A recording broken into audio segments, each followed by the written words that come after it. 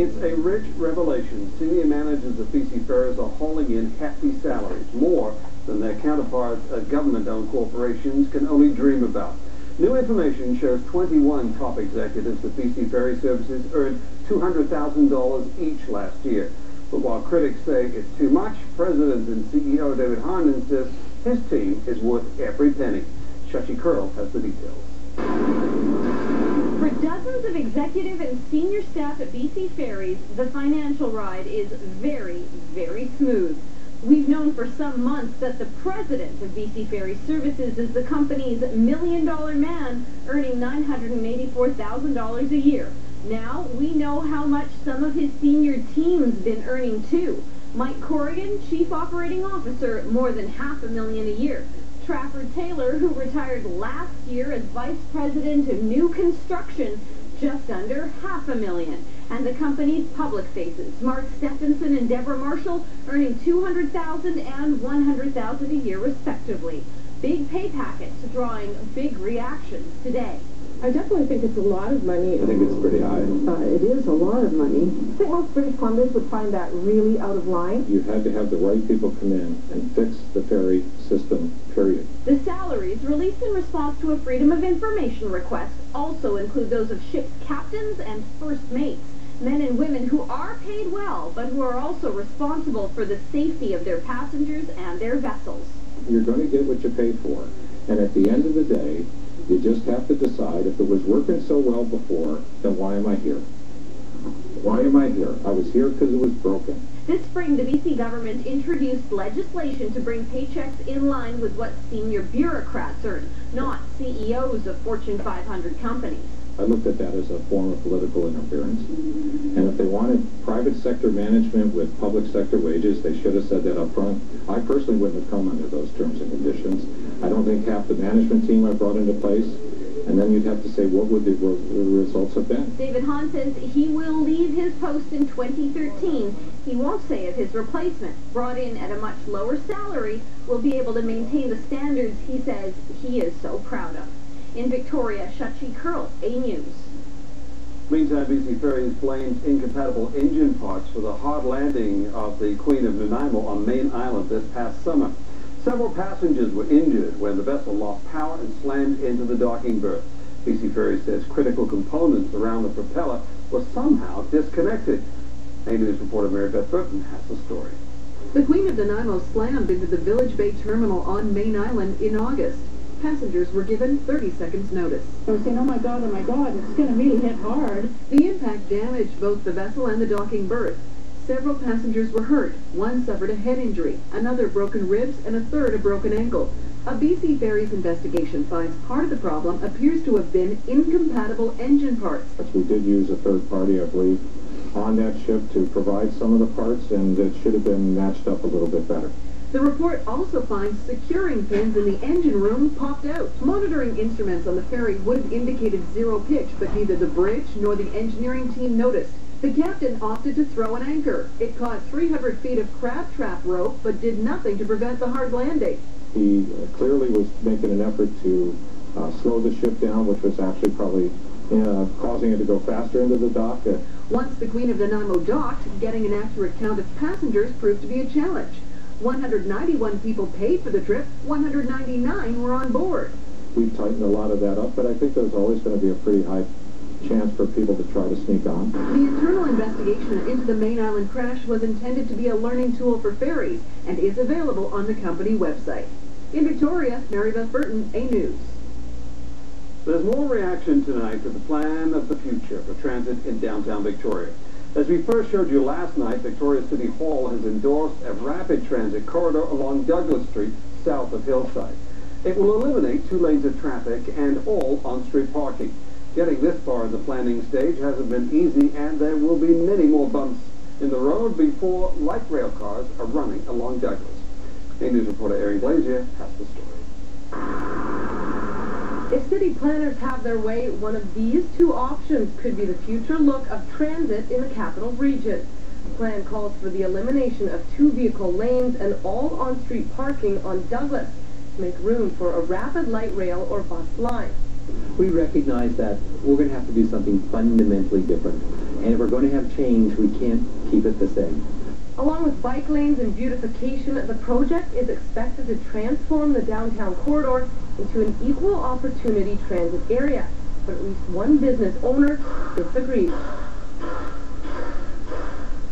This is how Scott Harrison makes his living, one customer, one vehicle at a time. But that may be in jeopardy if the proposed plan for side-by-side lanes on the east side of Douglas is chosen. We're going to be losing some of the sidewalk, and I guess they're gaining 2 lanes of business, and I'm gaining basically or I'm losing any frontal exposure to my business. There'd be no access whatsoever.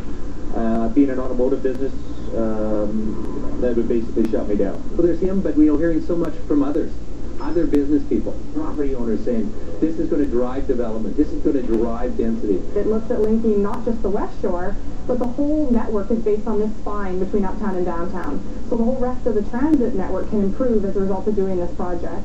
2 options that are on the table will need major funding from the provincial government.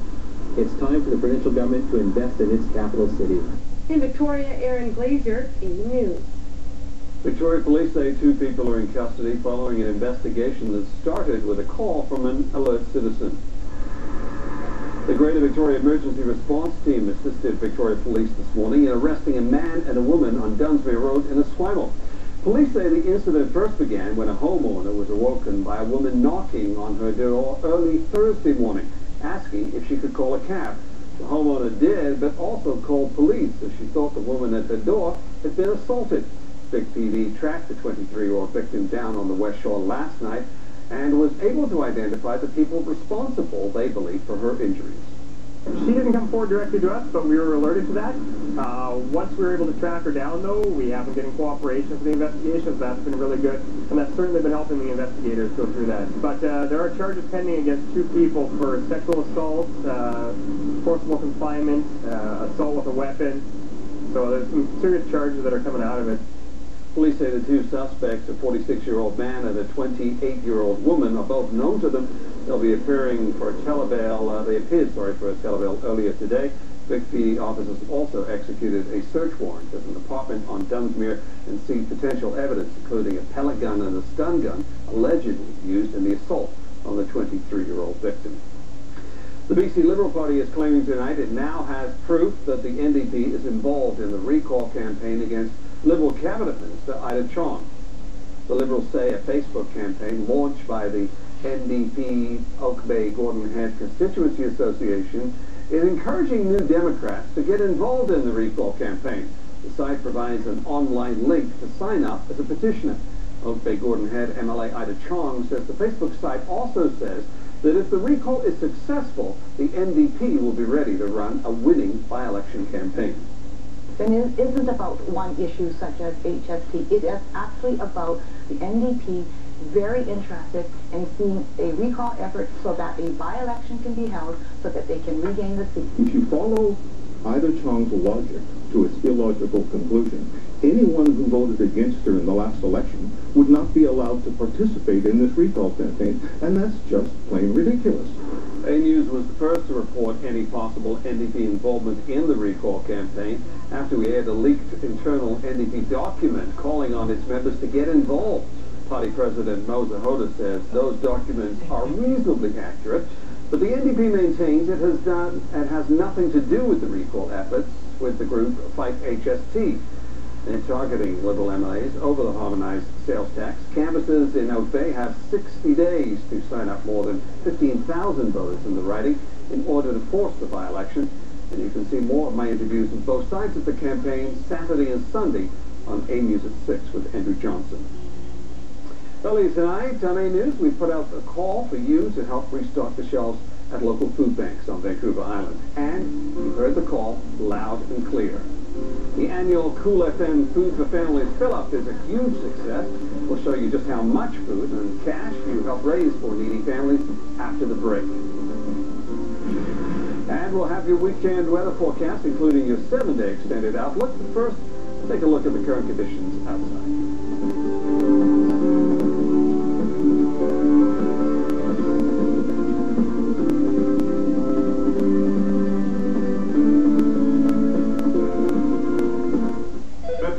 cause of heartburn, indigestion, upset stomach, diarrhea. Yes, are we covered? Rexy chips, ice cream, tapioca, and, of course, dog treats. Oh, sorry, miss, we don't cover dogs. No, Charlie is my dog. Rex is my husband.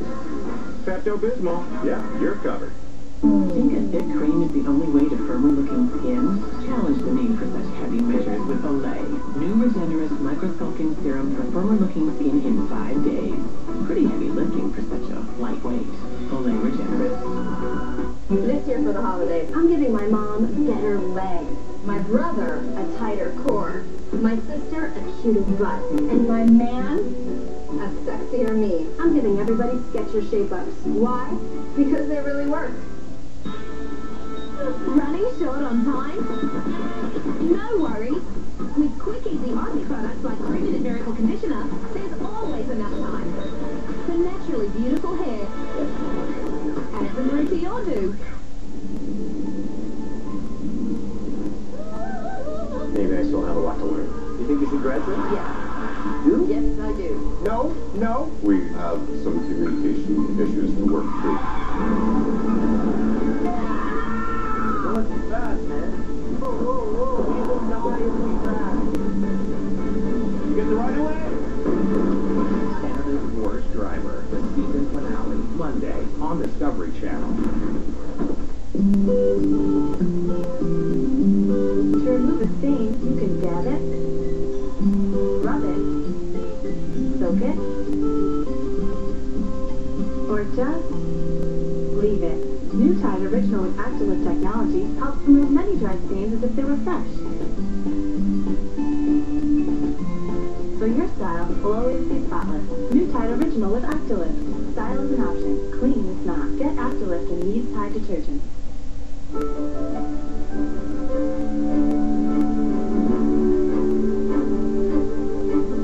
Christmas Eve is 2 weeks from tonight, and there are hundreds of families on Vancouver Island who are counting down to that date with dread. They're the ones struggling to provide for their children and themselves, and not just on Christmas Day, but every day of the year. Earlier tonight, hundreds of people turned out to help the Food for Families fill up. Our friends at Cool FM were on hand to fill a 5-ton truck for South Island food banks. A-News reporter Andrew Johnson has more. You can't go wrong with 2 B's Campbell soup. Hudson Mack and his new friend Edward are doing a little Friday morning shopping for the staples and for a few favorites. All right. You like Clamato, Edward? Oh, it's good. $200 later, the cart is full, but this truck outside isn't yet. The Cool FM Food for Families fill-up hopes to change that. There are over 7,000 families in Greater Victoria that go hungry every single year. We want to make sure that the food banks have enough food to feed all those families because everybody deserves to have a great Christmas. Food banks across the capital region say donations are down significantly this year, even as much as 50%, while demand is up. Except on the West Shore, where instead it has changed. Food bank volunteers on the West Shore say they have slightly fewer families registered this year, which is a good thing, but the households who do need help are larger. It seems more adult children are staying at home, living with their parents. It's the economy. I think they haven't got a job. The younger people haven't got jobs right now, and the only place where they can stay is with the family at home. Victoria's Mustard Seed Food Bank, which needs to raise more than $1 million by the end of the month, has seen another troubling trend. Something that really concerns me is that I've noticed a bit of a spike in seniors in our lineup. I witnessed a lady that had walked, I mean literally walked, from Gordon Head down to the Mustard Seed. 82 years old. Volunteers made sure she didn't have to walk home, just as they are doing their best to make sure there is no one in Greater Victoria who will go hungry this holiday season, but they can't do it without you. And thanks to you, food banks across Greater Victoria are restocking their shelves tonight. More than 2,700 kilograms of food was collected during the Cool FM Food for Families fill-up. And our friends at Cool FM helped collect more than $10,000 in cash. And actually, it's going to still continue. The great people here at Thrifty Foods, Dean and all of his staff, are going to continue to sell the pre-made bags of groceries that they put together, and they're also going to be putting through the little cash coupons, $5, $10, or $20. You can just add it to your grocery bill. It's that easy, and it'll just go through to the food banks for the entire holiday season. And, of course, you can help Robin and Brian make some more contributions to food banks. Donations in cash will be taken at all Thrifty Food locations on Vancouver Island. The brand new emergency department at Nanaimo Regional General Hospital is now under construction, and the community is coming together to help pay for it. A donation from the Westwood Lake Relay was presented to emergency room doctors today. This year's